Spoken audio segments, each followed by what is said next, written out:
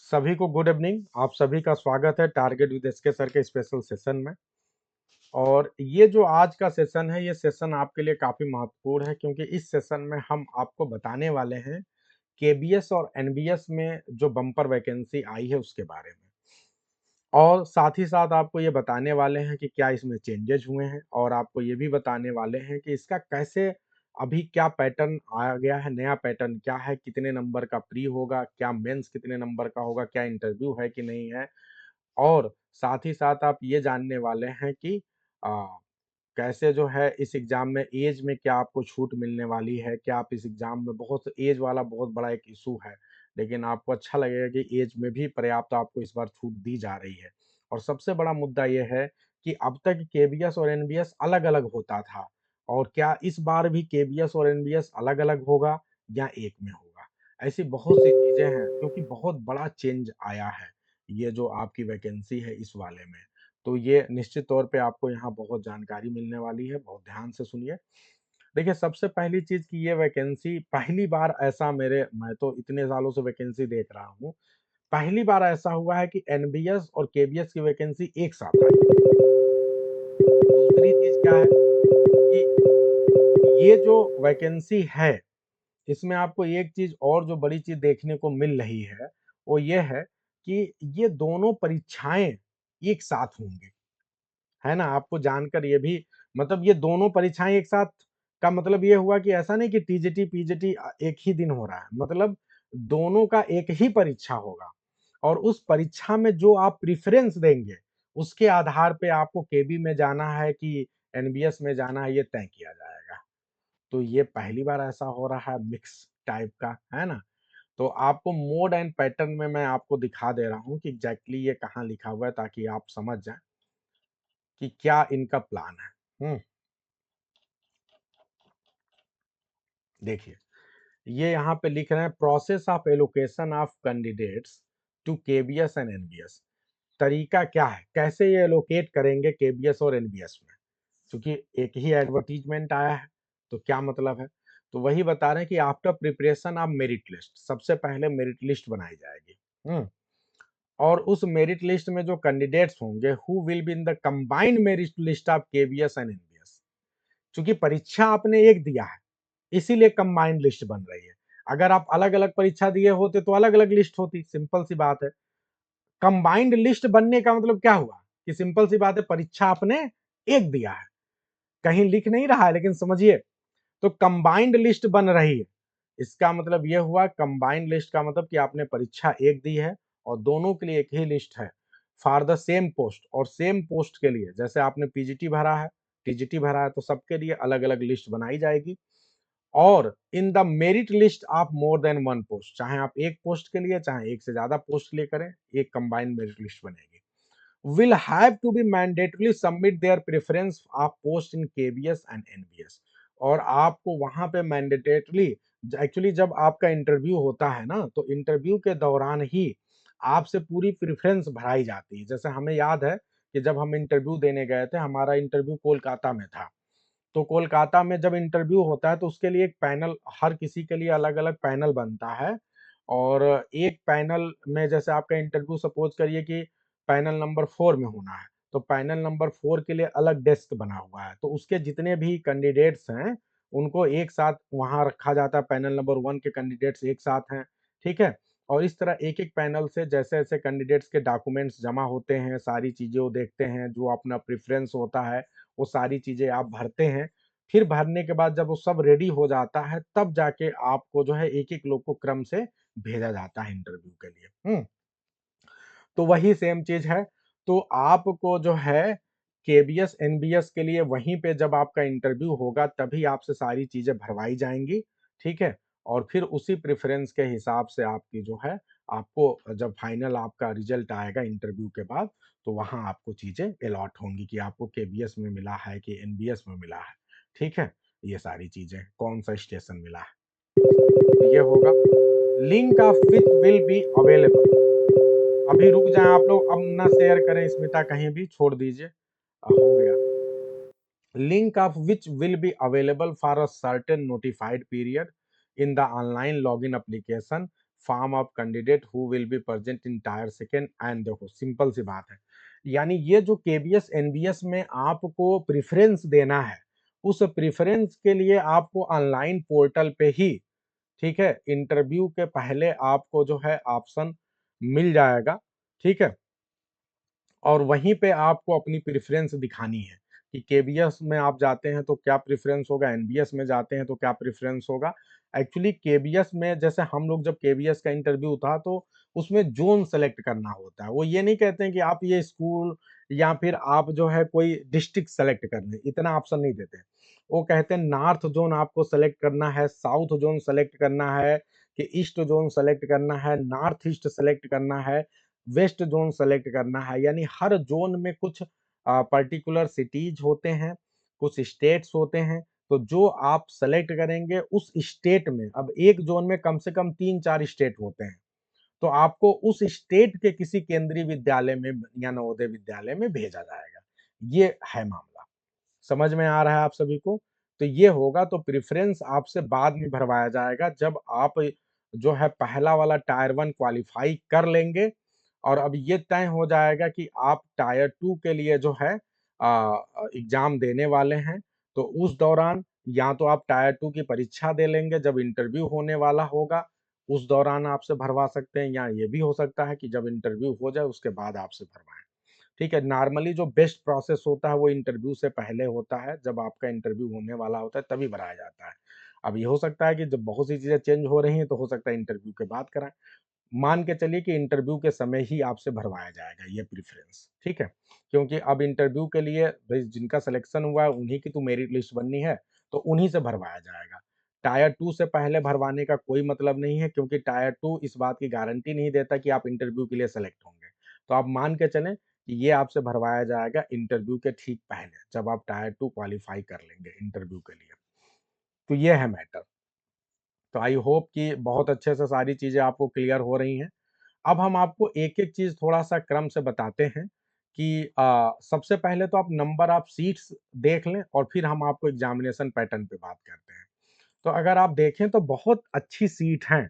इतनी ज़्यादा सीट जो है आपको अभी तक मैंने देखो जितने मैं केवीएस का जब परीक्षा दिया था तो टोटल सीट जोड़ के कितनी थी 59, टोटल ऑल कैटेगरी को जोड़ के 59 थी, और उसमें भी ऑल इंडिया मेरी चौथी रैंक आई थी। तो अब आप लोग तो बहुत लकी हैं। आप केंद्रीय विद्यालय की परीक्षा दे रहे हैं और टोटल सीट आपको मिल रहा है 164। कितनी बड़ी बात है। यानी मैंने जितना दिया था उससे भी 3 गुना से ज़्यादा सीट आपको मिल रही है। नहीं, 3 गुना के आसपास। 60 था, अभी 164 मिल रहा है, तो लगभग 3 गुना के आसपास। तो बढ़िया अवसर है आपके पास, 3 गुना ज़्यादा सीटें हैं, और अच्छी बात ये है कि हमको तो केबीएस की अलग मेरिट बनी थी, एनबीएस की अलग बनी थी। आपके लिए तो बहुत बढ़िया है, आपके पास केबीएस, एनबीएस की एक ही परीक्षा है। यानी कहने का मतलब ये है कि भैया कहीं न कहीं इसमें नहीं हुआ तो उसमें हो सकता है। तो अब आते हैं एनबीएस में कितनी सीट है पीजीटी में। तो एनबीएस में पीजीटी की सीट यहाँ भी काफ़ी अच्छी है, 146 सीट है। ठीक है? तो लगभग यहाँ भी ढाई गुना के आस-पास सीट है। मेरे में 60 सीट था, अभी 146 सीट है। तो आप देखें तो बहुत बड़ी वैकेंसी है। आप चाहे किसी भी कैटेगरी से बिलॉन्ग करें। आप ये क्यों नहीं सोच रहे हैं कि आपका जो है 62 नंबर 62 सीट, जैसे एनबीएस में 62 सीट तो हर किसी के लिए है ना। अनरिजर्व्ड होने का मतलब कि यहाँ कोई भी जा सकता है। जनरल जा सकता है, ओबीसी जा सकता है, एससी जा सकता है, एसटी जा सकता है। और अगर आप किसी कैटेगरी के स्टूडेंट हैं तो आपको बहुत बेनिफिट है। अगर आप ईडब्ल्यूएस जनरल हैं और गरीबी रेखा से नीचे आ रहे हैं, आप ईडब्ल्यूएस के सारे चीज़ों को फॉलो कर रहे हैं, तो आपको 14 सीट अलग से मिल रही है। अगर आप ओबीसी हैं तो 39 सीट मिल रही है, एससी हैं तो 21 सीट मिल रही है, एसटी हैं तो 10 सीट मिल रही है। तो सीट हर कैटेगरी में भी ठीक-ठाक है। इसी तरह से आप ध्यान दें, बहुत अच्छा ईडब्ल्यूएस में है तो आपको और बेनिफिट मिलेगा, आपके पास 62 और 14 सीट हो गई और बढ़ गई आपके पास। इसी प्रकार से अगर कोई इंग्लिश आप केबीएस में देखें तो यहाँ आप देखिए ईडब्ल्यूएस की 16 सीटें हैं, ओबीसी की बहुत ज़्यादा सीटें हैं यहाँ पे, एससी की 24 सीटें हैं, तो बहुत अच्छी मतलब आपको सीटें मिल रही हैं। अगर आप कैटेगरी के हैं तो आपको और ज़्यादा बेनिफिट है, और कैटेगरी के नहीं भी हैं तो 68 सीटें तो आपकी हैं ही। हुँ। तो आप मेहनत करें। तो इस तरह आपने देखा ईडब्ल्यूएस का मतलब कि ऐसे जनरल कास्ट के लोग जो कि गवर्नमेंट की कुछ उन्होंने पॉलिसी बनाई है कि आपके पास इतनी जमीन है, मतलब इससे कम जमीन है, इससे कम आपके पास जो है एनुअल इनकम है, तो आप गरीबी रेखा से नीचे इकोनॉमिकली जो है बैकवर्ड पर्सन में आते हैं। और इस तरह जर्नल होते हुए भी आपका यदि ईडब्ल्यूएस का सर्टिफिकेट बन गया है तो आपको अलग से ये वेटेज मिलेगा, अलग से आपको भी रिजर्वेशन दिया जाएगा। तो पहले ये रिजर्वेशन नहीं था, बहुत सालों तक जो है जनरल कास्ट के लोगों ने लड़ाई लड़ी है कि सर हमें भी मिले, हमें भी मिले। तो भी गवर्नमेंट ने कहा चलो 10% तुमको भी दे दिया। तो अब जो है 10% जनरल कास्ट के लोगों के लिए रिजर्वेशन मिल रहा है। ठीक है, इकोनॉमिकली वीकर सेक्शन इसका मतलब होता है बहुत से। तो अगर आप ध्यान दें तो फिर से देख लें, 16 सीटें इकोनॉमिक वीकर सेक्शन के लिए मिला है केबीएस में और 14 सीटें मिली हैं आपके एनबीएस में। पीजीटी की बात है।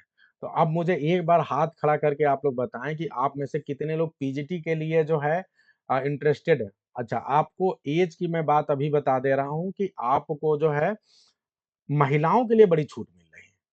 वैसे तो एज केवल 45 साल है, इसमें एज जो मैक्सिमम एज दिया गया है दैट इज 45 ईयर, 45 ईयर है। लेकिन यदि आप जो है महिला हैं तो आपको 10 साल की और छूट दे दी गई, तो 55 साल। मुझे नहीं लग रहा है कि आप में से कोई ऐसा होगा जो 55 साल से भी ज्यादा होगा। तो आप लोग लगभग सारे लोग एलिजिबल हैं इस एग्जाम के लिए, क्योंकि आप सभी लोग 55 साल से लगभग कम होंगे। तो ये बहुत अच्छी बात है। ठीक है। और अगर आप ओबीसी हैं तो उस केस में जो है, अगर आप पुरुष हैं तो पुरुष को तो ये 10 साल की छूट नहीं मिल रही है, पुरुष को 45 साल और प्लस 3 साल की छूट मिलेगी अगर आप ओबीसी के हैं तो। अगर आप एससी एसटी में हैं तो 45 प्लस 5 साल की छूट मिल रही है, यानी आप 50 साल तक दे सकते हैं। और अगर आप सिर्फ जनरल में हैं तो आपको 45 साल में ही ये परीक्षा देनी होगी। तो ये पुरुषों के लिए है। अभी हम एक बार एज को जाके फिर से देख लेंगे, डोंट वरी, अभी तक मान के चलिए यही है। अब हम आगे बढ़ते हैं और बहुत बड़ी वैकेंसी, अब हम आते हैं टीजीटी में। भैया टीजीटी में कितनी वैकेंसी आई है जरा देख लें। तो टीजीटी में आप देखिए केबीएस में, अरे क्या बात है, 314 वैकेंसी आई है। अरे वाह, क्या बात है, 314, ये तो मजा आ गया। 300 प्लस वैकेंसी, बहुत बड़ी वैकेंसी है ये, रिकॉर्ड तोड़। ठीक है, 129 अनरिजर्व्ड, फिर उसके बाद ईडब्ल्यूएस के लिए जो है 31, 50% हर जगह है। अगर आप चाहे केबीएस, चाहे आप पीजीटी देखें, चाहे टीजीटी देखें, 50% आपका होना चाहिए, ये शर्त है। अब ध्यान दे, सीमा 50% प्लस है। तो अब आप यहाँ ध्यान दें, बहुत बड़ी वैकेंसी यहाँ तो ईडब्ल्यूएस को बहुत ज्यादा मिल गया, 31 सीट है। अगर किसी के पास ईडब्ल्यूएस का ना हो तो अगले 10-15 दिन में बन सकता है, तो भाई बनवा लो, बन जाएगा भाई।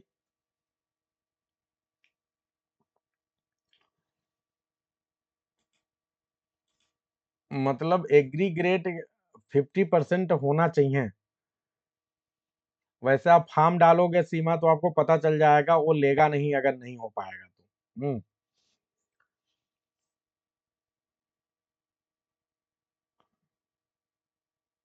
एग्रीग्रेट माना जाता है, अलग अलग पेपर में नहीं, ओवरऑल पूरा आपका एमए में 50% होना चाहिए।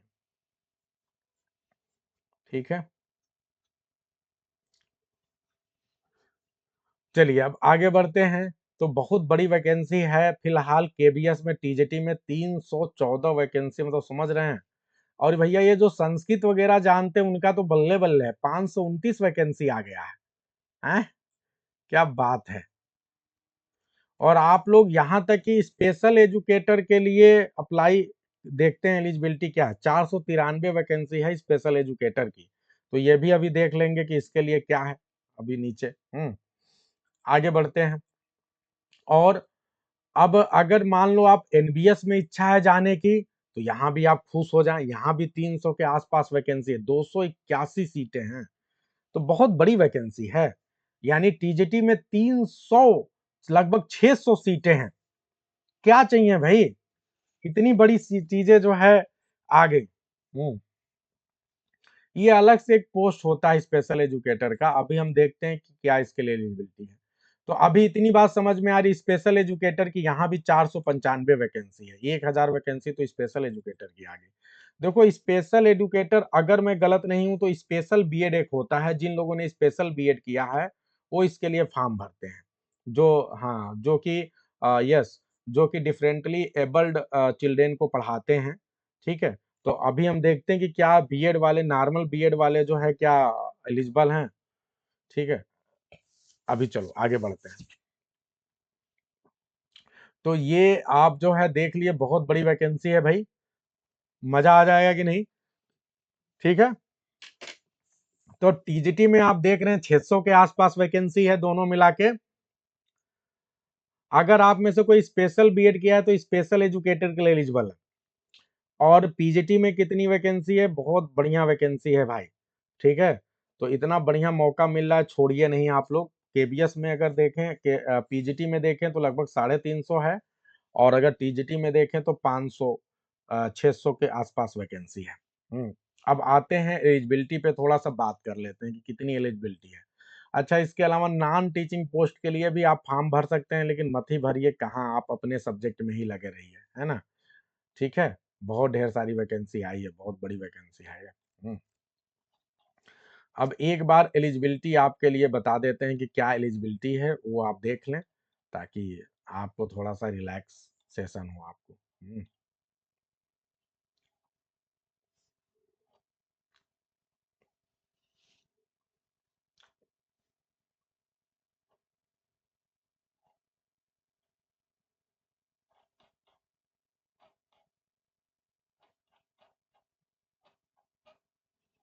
चलिए, पीजीटी के लिए आपको एलिजिबिलिटी बता रहे हैं। अगर आप पीजीटी का एग्जाम दे रहे हैं तो क्या एलिजिबिलिटी है देखिए। सबसे पहला तो पे ग्रेड तो आप समझ लीजिए 47,600 आपकी बेसिक सैलरी होगी इसमें, बहुत बड़ी बात है। और जब रिटायर होने वाले होंगे तो 1,51,000 तक, लेकिन अभी 47,600 बेसिक सैलरी होगी। और इसमें अभी आप सभी को पता है कितना ज्यादा टीए मिल रहा है, डीए मिल रहा है, अभी 58% के आसपास हो गया है। तो बहुत ज़्यादा सैलरी हो जाती है, 70-75 हज़ार रुपया मिलेगी अगर आप ज्वाइन करें तो।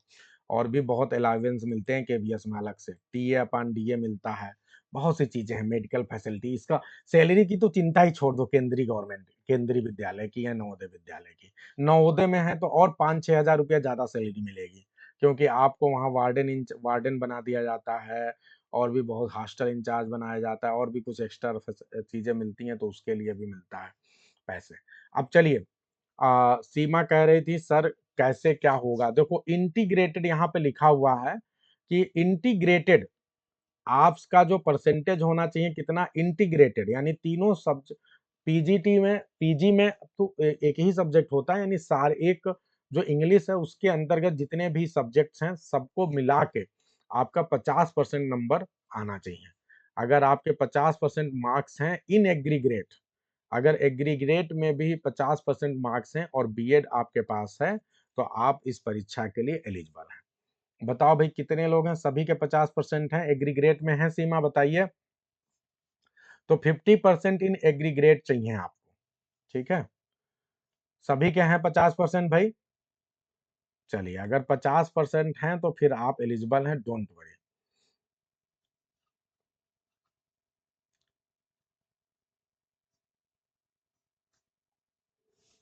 ठीक है,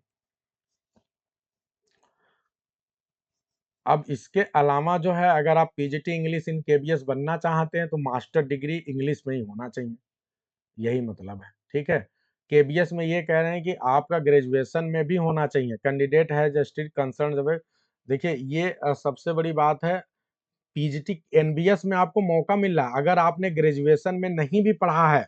ये देखो एक बड़ी बात, आप में से कई लोग ऐसे हो सकते हैं जिन्होंने इंग्लिश से बीए ना किया हो, लेकिन यदि पीजी सिर्फ इंग्लिश से किया है तो भी आप एलिजिबल हैं। एनबीएस के केस में नहीं है। एनबीएस के केस में जो है, सॉरी, केबीएस के केस में ग्रेजुएशन में भी इंग्लिश होना चाहिए और पीजी में भी होना चाहिए। लेकिन नवोदय विद्यालय में सिर्फ पीजी में इंग्लिश है तो भी आप पीजीटी दे सकते हैं। वैसे आप सभी ने किया होगा तो ये कोई बड़ा मुद्दा है नहीं। अब आगे बढ़ते हैं।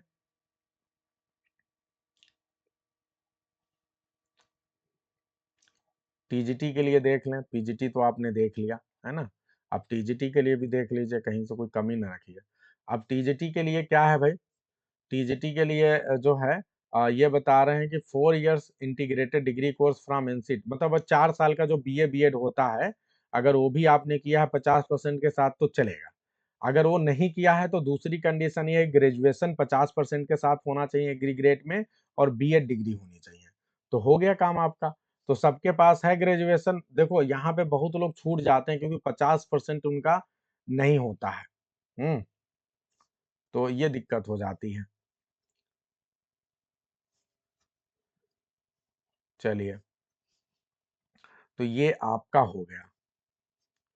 और स्पेशल बीएड वालों को ही स्पेशल एजुकेटर बनाया जाएगा, ये तय हो चुका है। अब एक बात और समझ लें कि आपका ये प्रश्न हो सकता है, सर क्या हम टीजीटी दे पाएंगे यदि हमने केवल 2 ही साल वो किया है, बीए किया है, बीए में इंग्लिश रखा है, तो क्या आप टीजीटी दे सकते हैं कि नहीं दे सकते हैं? तो यहाँ पढ़ लेते हैं। ये कह रहे हैं कि studied English as an elective या main subject in at least 3 years, 3 साल होना चाहिए, 3 साल आपके पास होना चाहिए। मतलब अगर आप में से कोई ऐसा है केवल 2 साल किया है, ठीक है, तो फिर आपके लिए गड़बड़ है। 2 साल अगर आपने सिर्फ किया है तो फिर आप नहीं दे सकते हैं, 3 साल इंग्लिश होना चाहिए, ये शर्त है। ठीक है, अब ध्यान दें। अब आप में से कई लोगों का प्रश्न है, सर सीटेट चाहिए कि नहीं? तो देखो लिखा हुआ है, ये कह रहे हैं कि अगर आप पीजीटी टीजीटी दे रहे हैं तो आपके पास सीटेट होना चाहिए। सीटेट पेपर सेकंड क्लियर होना चाहिए, पेपर 1 नहीं, सीटेट पेपर सेकंड क्लियर होना चाहिए। ठीक है, तो पेपर 1 एक ही बार परीक्षा देना है, फीस इन्होंने फिक्स कर रखा है, ठीक है, 1500 रुपये। अभी दिखाते हैं, वहां भी आते हैं, स्टेप बाय स्टेप चलिए। तो इतना क्लियर है भाई, यानी टीजीटी के लिए पेपर 2 क्लियर होना चाहिए। ठीक है, कि इसका सीटेट का। अब आगे बढ़ते हैं और पीआरटी बता देते हैं, क्योंकि पीआरटी आप में से ज्यादातर लोग भर सकते हैं, तो चलो वो भी बता देते हैं। थोड़ा पेशेंस रखिए विजय लक्ष्मी जी, एक एक चीज बता रहा हूं, है ना। चलिए अब पीआरटी की बात कर लेते हैं, थोड़ा जल्दी से पीआरटी भी देख लें, क्या ये भी अवसर है। हालांकि मेरा ये मानना है कि आप केवल टीजीटी पीजीटी ही देखिए, ज्यादा भागेंगे तो आप डिस्टर्ब होंगे और फिर आपके लिए दिक्कत होगी। लेकिन चलो आपको बता देता हूँ कि एक और वैकेंसी है पीआरटी की, जिसके लिए प्राइमरी टीचर के लिए भी आप अप्लाई कर सकते हैं। और प्राइमरी टीचर के लिए आप अप्लाई करेंगे तो यहाँ भी आपको ठीक सैलरी मिलती है और बहुत बढ़िया नौकरी होती है। प्राइमरी टीचर में आप जहाँ चाहेंगे वहाँ मिल जाता है। ठीक है, प्राइमरी टीचर में आप जहाँ चाहें वहाँ मिल सकता है, लेकिन यही चीज जो है टीजीटी पीजीटी में नहीं है। लेकिन आप सभी को पता है पिछली बार कुछ चेंज हुआ है, बीएड वालों को हटा दिया गया, तो अब देखते हैं कि वो चेंज है कि नहीं। तो यहाँ पे ध्यान दें, सबसे पहली बात यह है कि सीनियर सेकेंडरी, हायर सेकेंडरी या इंटरमीडिएट आपका 50% नंबर के साथ पास हो, और आप 2 ईयर का कोई डिप्लोमा किए हो एलिमेंट्री एजुकेशन में। ठीक है, तो अगर आपके पास 2 ईयर का डिप्लोमा है और आप इंटरमीडिएट पास हैं तो आप एलिजिबल हैं। दूसरा क्या है, senior secondary, higher secondary, intermediate 50% के साथ हो, और अगर 4 ईयर का आपने बी एल एड किया हो तो भी आप पास हैं। ठीक है, तो ये आप समझ गए, यानी डी एल एड एक होता है, D L ed diploma in elementary education, एक होता है B L ed bachelor in elementary education, तो दोनों में से कोई भी किए हैं तो आप एलिजिबल हैं। ठीक है, अब देखो ये कितनी बड़ी बात है, आप लोग जानते नहीं, इसीलिए अगर आपके यहाँ घर परिवार में कोई बच्चा इंटर कर ले, तो इंटर के तुरंत बाद आप उसको अगर जल्दी नौकरी दिलाना चाहते हैं तो आप उसको 2 साल का डिप्लोमा होता होता है डीएलएड, आप वो करवा दीजिए। तो इंटर के बाद ही उसने 2 साल का डिप्लोमा कर लिया, यानी सिर्फ जो है 2 साल के अंदर ही वो अब केबीएस एनबीएस या प्राइमरी टीचर के लिए वैकेंसी आएगी तो एलिजिबल रहेगा, भर सकता है। ठीक है, और फिर उसके बाद उसे कराते रहिए सारी चीजें। दूसरी बात, अब ये भी नियम हो गया कि आप डिप्लोमा भी कर सकते हैं, डिग्री भी कर सकते हैं, तो आप उसे डीएलएड भी करवा दीजिए और आप चाहें तो डिग्री भी करवा दें। अब आगे ध्यान दें, और ये क्या तीसरा कंडीशन है, यानी डीएलएड किए हैं तब भी आप हैं। अगर आपने जो है,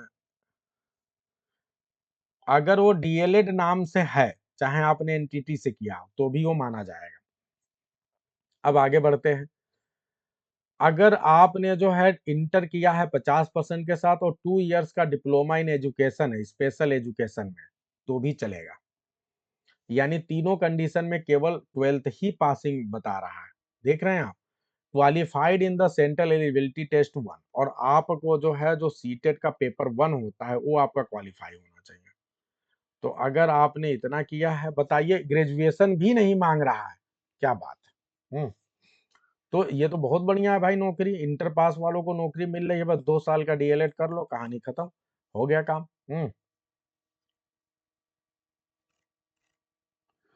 हाँ, एक चीज ये बता रहे हैं कि अगर कोई पर्सन सिर्फ डीएलएड है, वो भी स्पेशल एजुकेशन में, तो फिर उसको जो है अपॉइंटमेंट के बाद एनसीटीई के द्वारा 6 मंथ का स्पेशल प्रोग्राम करना पड़ेगा।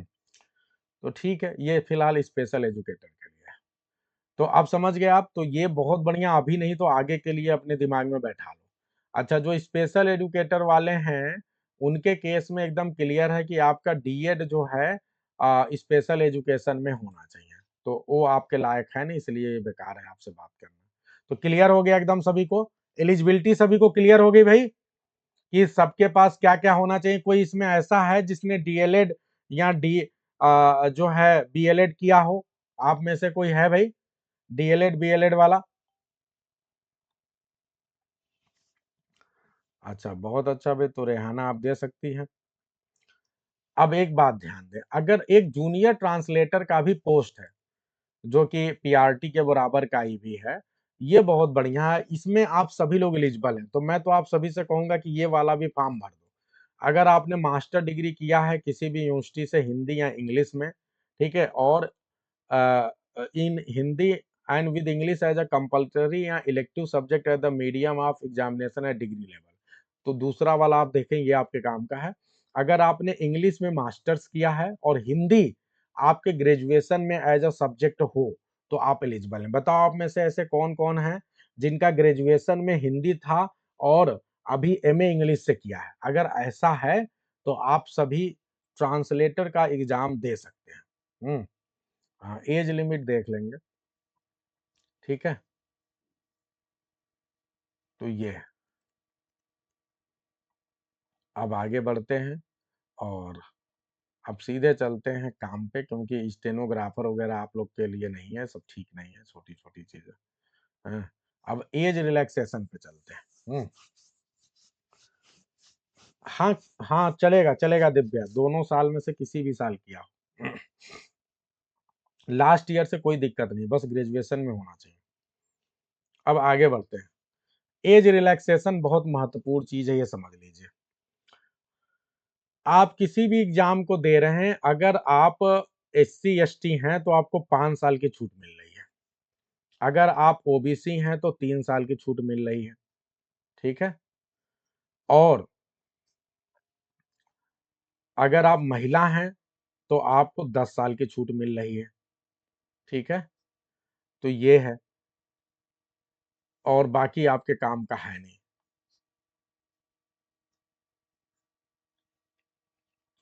तो ये छूट है। हाँ, बिल्कुल भर सकते हैं सोनम, यदि आपने क्वालिफाई किया है तो आप भर सकती हैं, ठीक है, कहीं कोई दिक्कत है नहीं, ठीक है। अच्छा, ये ट्रांसलेटर वाला बोल रहे थे आप, ट्रांसलेटर वाला देख लें। हाँ,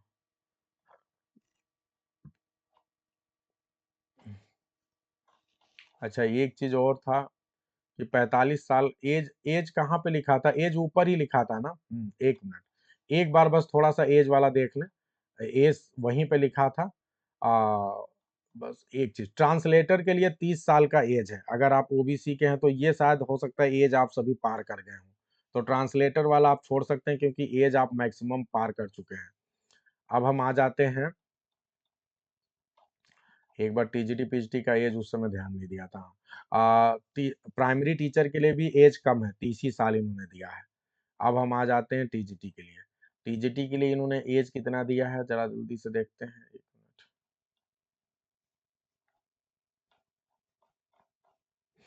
टीजीटी के लिए एज तो इन्होंने कम दिया है भाई, 35 साल ही दिया है, समझ गए आप। तो टीजीटी के लिए तो गड़बड़ हो गया, टीजीटी के लिए एज इन्होंने कम दिया है, तो महिलाएं जितनी हैं वो तो 35 साल तक दे सकती हैं, 45 तक, ठीक है। तो जितनी भी महिलाएं 35 साल से कम हैं, 35 साल से कम है, वो टीजीटी दे सकती हैं, ठीक है। पुरुषों के लिए थोड़ी सी दिक्कत हो गई है, जिनका एज जो है अगर वो जनरल हैं तो उनके लिए तो टीजीटी में थोड़ी दिक्कत हो गई है। अब हम बात करते हैं पीजीटी के लिए, एक बार पीजीटी का भी देख लें। पीजीटी के लिए 40 साल है, ठीक है। तो ठीक है, क्लियर है सभी को। अब एज वाला तो क्लियर नहीं है, तो एक जगह आप कहीं नोट कर लें, अगर आप पीजीटी के लिए 40 साल दिया है और टीजीटी के लिए 35 साल है, और ट्रांसलेटर के लिए 30 साल ही है,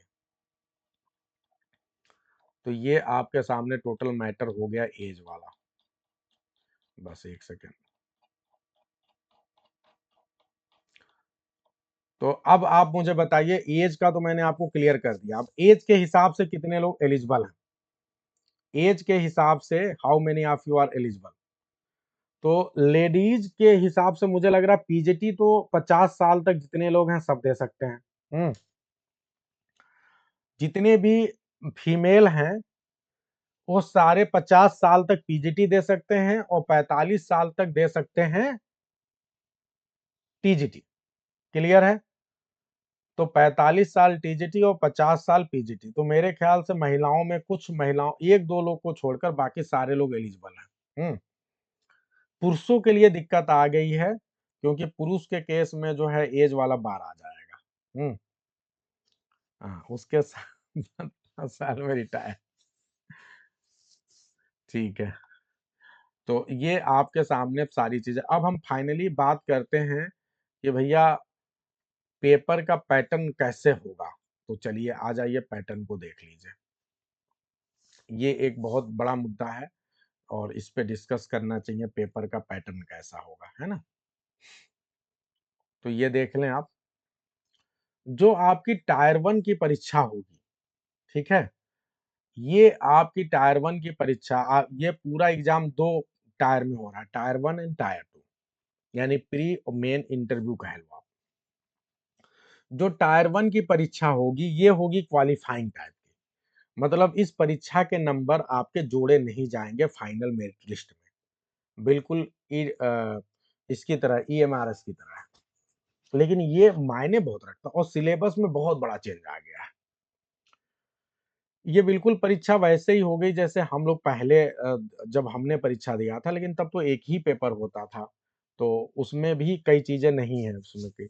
अब ध्यान दो यहाँ पे फिलहाल, जैसे जनरल रीजनिंग ये था तब भी, और न्यूमेरिकल एबिलिटी ठीक है, कंप्यूटर बेसिक लिटरेसी ये उस समय नहीं था, अभी इन्होंने ऐड कर दिया है। तो ये अब देख रहे हैं कि आप ईएमआरएस का भी एग्जाम दे रहे हैं, वहां भी ऐड है, तो ये कॉमन चीजें हैं। ये दोनों चीजें ईएमआरएस में भी हैं, तो जितने लोग ईएमआरएस की तैयारी कर रहे हैं उनके लिए तो 60 नंबर कॉमन टाइप का हो गया, 80 नंबर कॉमन हो गया, क्योंकि 20 नंबर का जीके भी ईएमआरएस में भी आ रहा है और ये भी आ रहा है ईएमआरएस में, तो ईएमआरएस से तो पूरा मैच कर रहा है। मतलब ईएमआरएस एक तरह से आप ध्यान दें तो इससे बड़ा एग्जाम है, एकलव्य वाला एग्जाम इससे बड़ा एग्जाम है, क्योंकि उसमें आप देखते हैं तो प्री में एनईपी से भी रिलेटेड क्वेश्चन पूछ रहा है वो, हाँ, सिचुएशनल जो है सिचुएशन से भी क्वेश्चन पूछ रहा है, पेडागोजी से भी क्वेश्चन पूछ रहा है, एजुकेशन टेक्नोलॉजी से भी क्वेश्चन पूछ रहा है, टीचिंग एप्टीट्यूड से भी क्वेश्चन पूछ रहा है। तो इमारस का एग्जाम का प्री निकालना कठिन है केबीएस की अपेक्षा। केबीएस का प्री बहुत आसान है आपके लिए, क्योंकि भाई रीजनिंग तो हर किसी को आती है और थोड़ा सा काम कर लेंगे।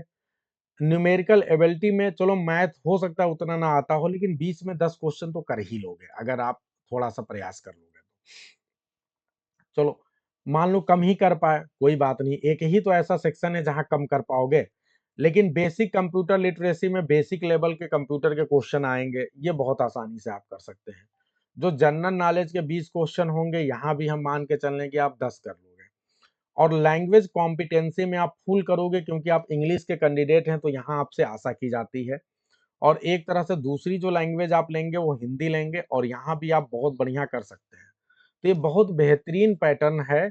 और सबसे बड़ी चीज यहाँ पे कि हर क्वेश्चन के लिए आपको 3 नंबर मिल रहा है, हर क्वेश्चन के लिए कितने नंबर मिल रहा है?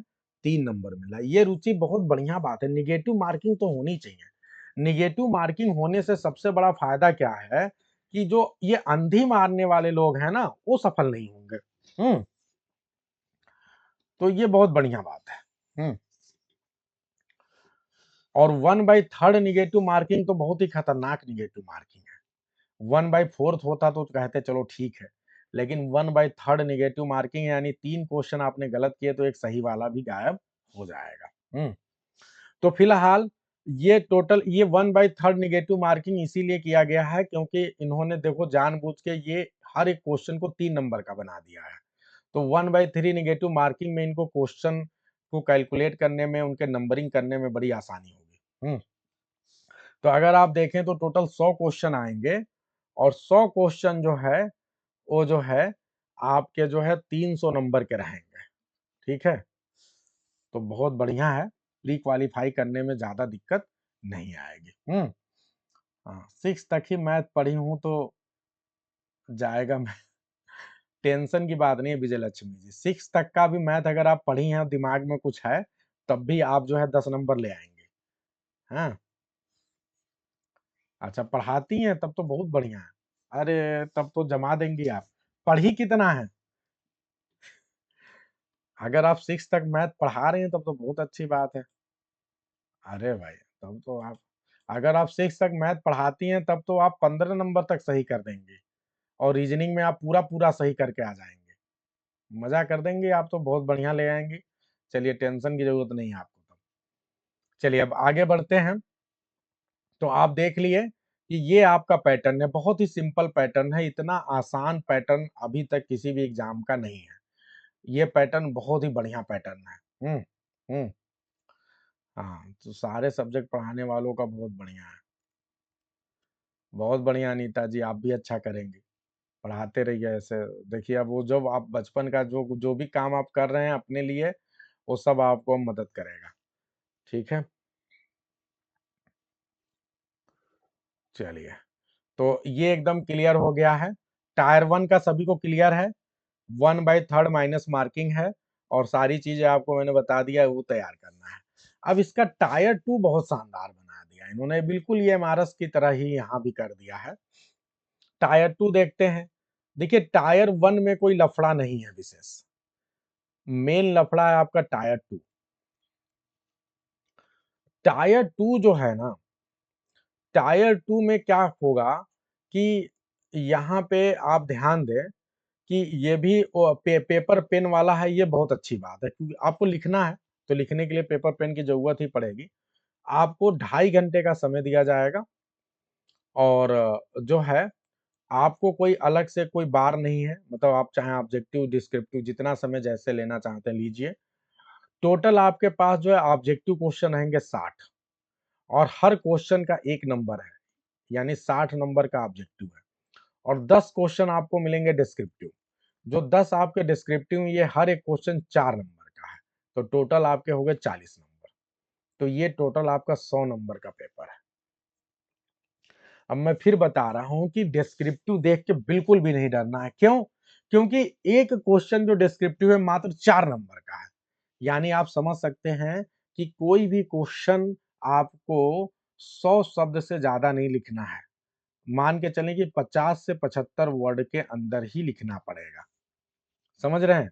जब 4 नंबर का है तो 75 से 50 से 100 वर्ड के बीच में वर्ड लिमिट रहेगा, इससे ज्यादा नहीं रहेगा।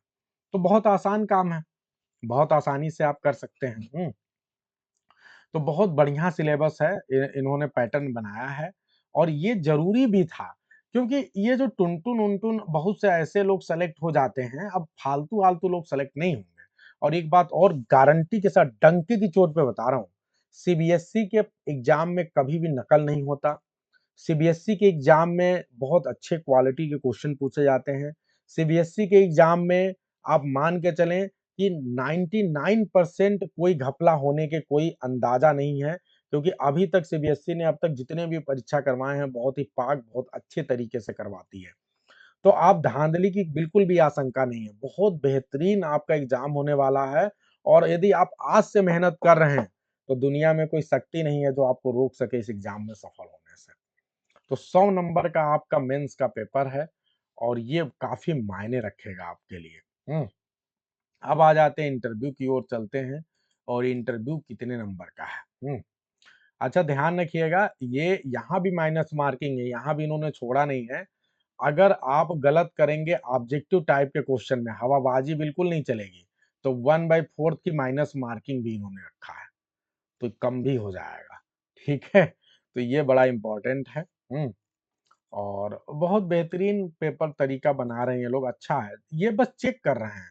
ठीक है, मुश्किल से 2 महीने का गैप रहेगा, प्री और मेन के बीच में बिल्कुल भी ज्यादा गैप नहीं रहेगा, ये एकदम गारंटीड है। ठीक है, अब आगे बढ़ते हैं और उसके बाद से आप ध्यान दें कि कितने गुना बच्चों को बुलाया जाएगा, ये काफी इंपॉर्टेंट इंफॉर्मेशन है। इंटरव्यू के लिए जो है, अगर आप टायर 2 में क्वालिफाई करते हैं तो 1/3 का रेशियो है, समझ रहे हैं, ये काफी इंपॉर्टेंट है। यानी आप सभी सोचिए, अगर 600 लोगों को सेलेक्ट किया जाना है तो केवल ये 1800 लोगों को ही इंटरव्यू में बुलाएंगे, ये बहुत इंपॉर्टेंट है। यानी कम लोगों को बुलाया जा रहा है इंटरव्यू में। ठीक है, आगे बढ़ते हैं। हम लोग के समय 5 गुना लोगों को बुलाया गया था, लेकिन अभी ये मात्र 3 गुना लोगों को बुला रहे हैं। अब आगे बढ़ते हैं। Candidate securing marks equal to the last candidate in the ratio of 1/3 under each category will also be shortlisted, और ये कैटेगरी वाइज किया जाएगा। ठीक है, फॉर स्किल टेस्ट जहां भी होगा, candidate will be shortlisted from tyre 2 in the ratio two 1:5। और जहां स्किल टेस्ट, वो तो आपसे मतलब ही नहीं, आपका सब जगह पे इंटरव्यू होना है, तो आपके लिए 3 गुना लोगों को बस बुलाया जाएगा, यहाँ पे शॉर्ट लिस्ट किया जाएगा। तो एकदम क्लियर है सभी को एकदम, ये कुल मिला के मैटर है। और एक बार बस एक चीज और क्लियर कर दूं कि आप में से किसी ने देखा है कि टायर 2 के लिए कितना के रेशियो में ये बुला रहे हैं, टायर 2 के लिए कितने के रेशियो में बुला रहे हैं, एक सेकेंड में देख के बताता हूँ। हाँ, एक और इम्पोर्टेंट यहाँ पे मैटर है, एक मिनट, शायद 1/10 का रेशियो है ना टायर 2 के लिए, 1/10 का रेशियो शायद इन्होंने रखा है टायर 2 के लिए।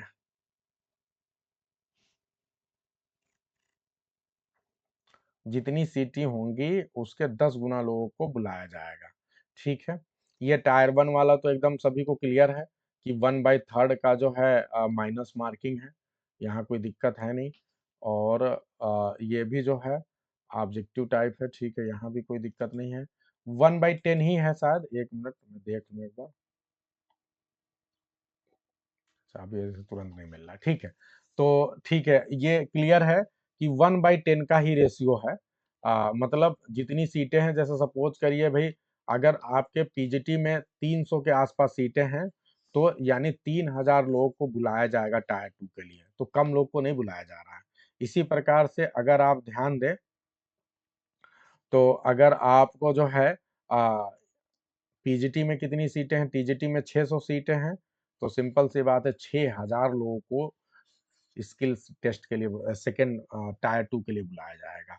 तो काफी मतलब ज्यादा लोग को मेंस के लिए बुलाया जा रहा है, ऐसा नहीं है, टायर 2 में भी कम लोग नहीं जा रहे हैं। तो यहाँ पे काफी बेहतरीन तरीके से जो है सारी चीजें प्लान की गई हैं। ठीक है, टायर 1 का एग्जाम 2 घंटे का है और टायर 2 का एग्जाम 2.5 घंटे का है। तो ये भी आप सभी को क्लियर हो गया होगा। तो ठीक है, एकदम कहीं से कोई दिक्कत है नहीं, आप लोग तैयार हैं भाई इसके लिए। वेटिंग लिस्ट ये बिल्कुल नहीं देंगे। जैसे बहुत बार क्या होता है ना कि वेटिंग लिस्ट मिलता है, नहीं, जितनी सीटें हैं ये उतनी सीटों पे फाइनल आपको सेलेक्ट कर लेंगे, कोई वेटिंग लिस्ट वगैरह का कॉन्सेप्ट इनके पास नहीं है। तो ये एकदम इन्होंने शुरुआत में ही क्लियर कर दिया है। ठीक है, चॉइस आपने जो एक बार भर दिया उसको चेंज आप नहीं कर सकते, तो जब भी कोई काम करें तो बहुत अच्छे से क्लियर करके ही करें। ठीक है, तो ये आपके सामने पूरी क्लैरिटी हो गई है। ठीक है, तो मेरे ख्याल से अब कोई डाउट नहीं बचा। अब फाइनली आपको ये होगा कि सर इंग्लिश का जो टायर 2 होगा उसमें क्या पूछा जाएगा, तो सिलेबस देख लो। इन्होंने सिलेबस अब की बार बिल्कुल वैसा ही रखा है, जब हमने दिया था तो कॉम्प्रिहेंशन से क्वेश्चन खूब आए थे, पैसेज। यहाँ भी इन्होंने देखो 3 से 4 पैसेज रखे हैं, तो ये काफ़ी मायने रखता है, क्योंकि 3 से 4 पैसेज का मतलब कि कम से कम आपको जो है ये 15 से, अगर ये सपोज़ करो कि लगभग हर पैसेज में 5 क्वेश्चन तो पूछेंगे ही ऑन एवरेज। हुँ। तो अगर ये 4 भी पूछते हैं तो 16 क्वेश्चन कम से कम आएँगे, और अगर ये 5 पूछते हैं तो 20 क्वेश्चन, यानी लगभग जो है ये 15 से 20 क्वेश्चन आपको कॉम्प्रिहेंशन से पूछने वाले हैं, बहुत बड़ी बात है। तो बहुत ज़्यादा मायने रखेगा ये, आपका कॉम्प्रिहेंशन का सेक्शन। समझ रहे हैं? कॉम्प्रिहेंशन बहुत ज़्यादा वैल्यू करेगा, क्योंकि मेंस में ये कॉम्प्रिहेंशन से क्वेश्चन पूछ रहे हैं। तो हो सकता है कि कॉम्प्रिहेंशन में आपको डिस्क्रिप्टिव पूछ लें, आपसे पूछ लें कि आप आंसर करिए, और जो एमसीक्यू टाइप का है वहाँ भी पूछ सकते हैं, दोनों प्रकार से पूछ सकते हैं, बी रेडी फॉर दैट। और राइटिंग एबिलिटी में भी यही सेम रहेगा। आप मान के चलें कि कम से कम 2 क्वेश्चन राइटिंग एबिलिटी के आपके पक्का डिस्क्रिप्टिव टाइप के आने वाले हैं। आपसे ये कहा जा सकता है कि आप लेटर टू एडिटर लिखिए, लेटर फॉर जॉब एप्लीकेशन लिखिए, किसी भी प्रकार का लेटर लिखने को आ सकता है, स्पीच राइटिंग से रिलेटेड आ सकता है, न्यूज़पेपर रिपोर्ट लिखने को आ सकता है, नोटिस लिखने को आ सकता है, सब कुछ दिया है। ये कोई बड़ा काम नहीं है, ये आपको हम सब सिखा देंगे। और सबसे बाद में आते हैं हम क्रिएटिव एंड एनालिटिकल राइटिंग, यहाँ से भी आपसे क्वेश्चन लिखने को, वही जो क्रिएटिव एनालिटिकल है, इसी में आपका एसे, आर्टिकल, डिबेट एंड स्पीच आता है। ये भी कोई बड़ी चीज़ नहीं है, प्रैक्टिस लेकिन करना पड़ेगा, आसान नहीं है। और आप जानते हैं ये बहुत अच्छी चीज़ है जो इन्होंने इसमें डाल दिया। बच्चा वहाँ वहाँ जब आप जाते हैं, इस तरह की चीज़ आपने किया नहीं है, और ये चीज़ वहाँ करवाना पड़ता है। जब आप 11th के सिलेबस को देखते हैं, मतलब ये क्लास 6 से ही राइटिंग स्किल है, तो आपको ये सारी चीज़ें करवानी पड़ती है। और अगर आप 11th-12th में देखें तो बहुत डिटेल में आ जाता है। तो ये सारा सिलेबस जो है क्लास 9 से लेके 12th तक का जो सिलेबस है डिटेल्ड में, वो सारा सिलेबस इन्होंने पूरा राइटिंग स्किल का आपके सामने डाल के रख के दे दिया है कि आप इसे तैयार करें। और आपको ये होना भी चाहिए, ठीक है? ये बहुत अच्छी चीज़ है, नहीं होगा तो आप वहाँ पढ़ा ही नहीं पाओगे, टिक ही नहीं पाओगे वहाँ पे। तो बेहतर है। और आपको ये भी बता दूँ कि इंटरव्यू में पूछा जाएगा, एक मेरे मित्र हैं, आप में से तमाम लोग जानते हैं अनंत जी, तो अनंत जी को इंटरव्यू में उनसे बोल दिया गया कि आप जो है एक पर्टिकुलर टॉपिक पे स्पीच दीजिए। तो उन्होंने बेचारे स्पीच दिए थे, उनसे लेटर कहा गया कि एक लेटर एडिटर पे जो है लिख के दिखाइए चलिए बोर्ड पे। तो ये सारी चीज़ें इंटरव्यू में पूछी जाती हैं, तो ये तो बड़ी अच्छी बात है कि जो इंटरव्यू में पूछी जाती हैं चीज़ें, वो इन्होंने दे दिया यहीं पे, ठीक है? तो ये बहुत अच्छी बात है, सब कुछ मुझसे एक क्वेश्चन इंटरव्यू में पूछा गया था कि what is the difference between notice and advertisement? तो भैया मैं तो यूपी बोर्ड का बंदा था, मुझे तो पता भी नहीं था, क्योंकि यूपी बोर्ड में नोटिस, एडवर्टाइजमेंट ये सब तो पढ़ा ही नहीं जाता था, तो मेरे को तो पता ही नहीं था। अब जब मैं केवीएस में गया तो मैं वहाँ देख रहा हूँ ये सारी चीज़ें तो क्लास 6 से शुरू है, नोटिस वगैरह। एडवर्टाइज़मेंट 11th में जब मैं पढ़ा रहा था तो वहाँ देखा। तो ये सारी चीज़ें बड़ी ज़रूरी हैं, इन्होंने बहुत अच्छा बनाया है। और ये कॉमन चीज़ें जो इन्होंने एनसीईआरटी हटा दिया, ये अच्छा किया। अब इसको इन्होंने तीसरे नंबर पे ग्रामर कर दिया, और चौथे नंबर पे इन्होंने लिटरेचर रखा है। लिटरेचर का भी सिलेबस इन्होंने बहुत ज़्यादा नहीं रखा है। इन्होंने बाकायदा हर ऐज में कुछ राइटर को सेलेक्ट किया है, जैसे विलियम शेक्सपियर एलिज़ाबेथन ऐज में, क्रिस्टोफर मार्लो, बेन जॉनसन। ठीक है? पोएट्री में इन्होंने John Donne, Alexander Pope, William Wordsworth, Samuel Taylor Coleridge, John Keats को रखा है।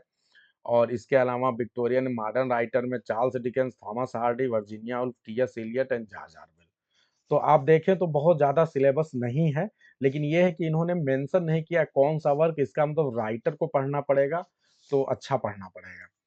अब इंडियन राइटिंग इंग्लिश में देखें तो आर.के. नारायण, मुल्क राज आनंद, अनीता देसाई, विक्रम सेठ, अरुंधति राय, अमितो घोष। और वर्ल्ड लिटरेचर में Gabriel Garcia Marquez, Chinua Achebe, Pablo Neruda and Khaled Husaini.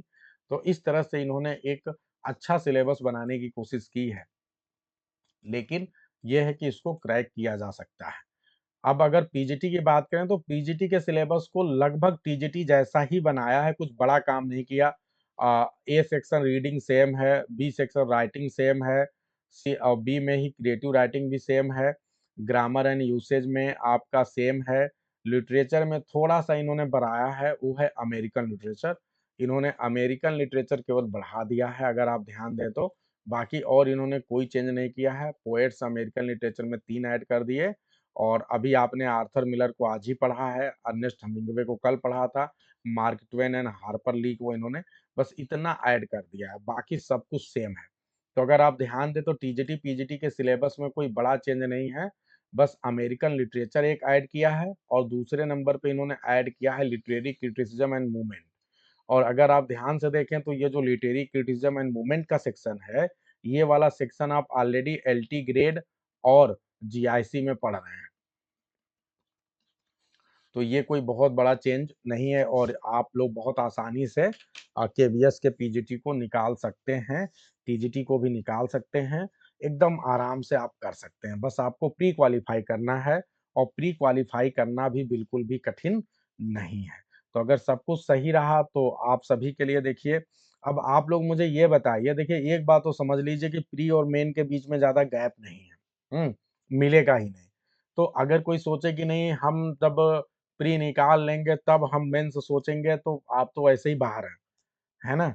दूसरी बात ये है कि प्री आप क्यों नहीं निकाल पाएँगे? बिल्कुल निकाल लेंगे, पॉजिटिव सोचिए और अगर आप मेंस की तैयारी अभी से प्लान करेंगे, थोड़ा-थोड़ा पढ़ते रहेंगे तभी आपका मेंस निकलेगा और ये मान के चलें कि अगर आप जल्दी जितनी भी परीक्षाएँ हो रही हैं, अगर आप मुझसे पूछे कि सर कौन-सी परीक्षा सबसे पहले नियुक्ति कराएगी? तो मुझे लगता है कि सबसे देर में आई है केंद्रीय विद्यालय, नवोदय विद्यालय और सबसे पहले नियुक्ति यही कराएगी। ठीक है, ये हो गई आपका ये एमआरएस हो गया, उसकी भी नियुक्ति जल्दी होगी और इसके अलावा जो है एलटी ग्रेड जीआईसी का उसके बाद में नंबर आता है। तो आप ये मान के चलें कि बहुत जल्दी आपकी नियुक्ति होने वाली है, फटाफट होगा क्योंकि इसके पास ज़्यादा एग्ज़ाम नहीं होता है सीबीएसई के पास और ये फटाफट करवा के ख़त्म कर डालेगी। और अगले सेशन से पहले ही आपको जॉइनिंग केंद्रीय विद्यालय में मिल जाएगा। केंद्रीय विद्यालय में जॉइनिंग बहुत जल्दी होता है, बहुत फ्रेश होता है, फटाफट। हुँ। मेंस में कितना टाइम लगेगा? अब मान के चलें कि अब से आपको टोटल 6 महीना मिल रहा है। आपका हर हाल में ये प्री का एग्ज़ाम बहुत जल्दी करवाएँगे। कुछ कहा नहीं जा सकता कि ये कब करवा लेंगे। हो सकता है फरवरी में ही कोई डेट में करवा लें और या फिर हो सकता है क्योंकि इनको अपना एग्ज़ाम करवाना है सेंट्रल गवर्नमेंट का, तो इनका स्टेट से कोई मतलब है नहीं। हुँ? तो आपकी यूपी में कब परीक्षा हो रहा है, क्या हो रहा है, इससे इनका कोई मतलब नहीं है। तो ये अपने हिसाब से एग्ज़ाम करवाएँगे, ये कभी भी करवा सकते हैं। आप मान के चलें कि हर हाल में आपका जो मेंस है, वो आप जुलाई तक दे लेंगे और आपका इंटरव्यू जो है अक्टूबर से पहले हो जाएगा, ठीक है? आपकी फाइनल रिज़ल्ट हर हाल में जो है नवंबर-दिसंबर तक आ जाएगी और आपकी जॉइनिंग जो है, हो सकता है जनवरी-फरवरी तक अगले साल हो जाए या इसी साल के एंड में हो जाए। तो आपको 1 साल के अंदर यदि कोई नौकरी लेनी है एकदम बढ़िया से, कहीं कोई डाउट नहीं है, तो ये एग्ज़ाम आपके सामने है केबीएस का। और इसके अलावा जो आप कर रहे हैं, करिए आप लोग बहुत बढ़िया से। अब आप लोग ये मुझे बताइए कि अ, आप में से कितने लोग हैं देखिए टीजीटी, पीजीटी दोनों का सिलेबस लगभग कॉमन है। थोड़ा-सा अंतर बस पीजीटी में इन्होंने किया है कि अमेरिकन लिटरेचर ऐड किया है और literary criticism and movement add किया है। बस इतना ही अंतर है। ज़्यादा कुछ विशेष अंतर है नहीं। ठीक है? तो लगभग एक ही प्रकार का कोई बैच चलेगा। ठीक है? उसी बैच में हम दोनों कवर करेंगे। टीजीटी, पीजीटी दोनों कवर करने की कोशिश करेंगे, एक ही प्रकार के बैच में। ठीक है? तो आप में से जो कोई भी इंटरेस्टेड होगा, वो कोचिंग वाले नंबर पे अपना मैसेज भेज सकता है। हम बहुत जल्दी इसके लिए एक बैच का प्लान कर सकते हैं, ठीक है? बहुत जल्दी ही और ये आपका थोड़ा-सा एग्ज़ॉस्टिव बैच होगा क्योंकि हम उसमें राइटिंग एबिलिटी भी काम करेंगे। ये आप सभी को जानना चाहिए भई, आपको सच बताऊँ राइटिंग एबिलिटी बहुत ज़रूरी है। नहीं पता है, बहुत दिक्कत होती है। आज तक आप पूरी नौकरी में परेशान रहोगे। ठीक है? जब आप केबीएस में जाओगे आपको बार-बार रिपोर्ट बनाने को बोला जाएगा। आपको पता ही नहीं रिपोर्ट कैसे बनाया जाता है, बहुत दिक्कत होगी। क्लास में पढ़ाने जा रहे हैं, नोटिस होना पढ़ाना है, सर्कुलर पढ़ाना है, मैसेज राइटिंग पढ़ाना है, कैसे करोगे आप?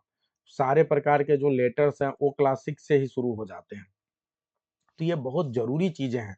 जो एनालिटिकल राइटिंग है ठीक है, ये छोटी क्लासेज़ में नहीं रहता, थोड़ा-थोड़ा रहता है, लेकिन जब बड़ी क्लास में जाते हैं 11th-12th में, तो वहाँ बहुत डिटेल में आता है, बड़े में, तो वहाँ एकदम ये बहुत मायने रखता है ये, तो ये सब आपको जानना चाहिए, ठीक है, बिल्कुल डरने की ज़रूरत नहीं है क्योंकि आपने इस तरह की पढ़ाई नहीं की इसलिए डर रहे हैं। मैं भी अगर आपकी जगह जब ये परीक्षा होता और इस तरह का सिलेबस देखता तो मैं भी डर जाता क्योंकि हमारे सिलेबस में इतनी चीज़ें नहीं थी। लेकिन अब आसान है क्योंकि मैं केबीएस से आया हूँ, ये सारी चीज़ें हमने देखी हैं, सारा पढ़ाया है बच्चों को बार-बार। तो बिल्कुल दिक्कत नहीं है कि सीबीएसई वाले क्या कहीं से तान-तारे तोड़ के लाते हैं क्या? आप नहीं सीख सकते क्या? इसमें बड़ी चीज़ क्या है? बिल्कुल भी कोई बड़ी चीज़ नहीं है, बिज़नेस लेटर वगैरह सब आपको एक बार बताएँगे, आपको भी आ जाएगा। इसमें कोई बहुत दिक्कत की बात ही नहीं है, ठीक है? हाँ, बस ये है कि मेहनत करना पड़ेगा। हुँ। नहीं पढ़ेंगे तो काम कैसे होगा?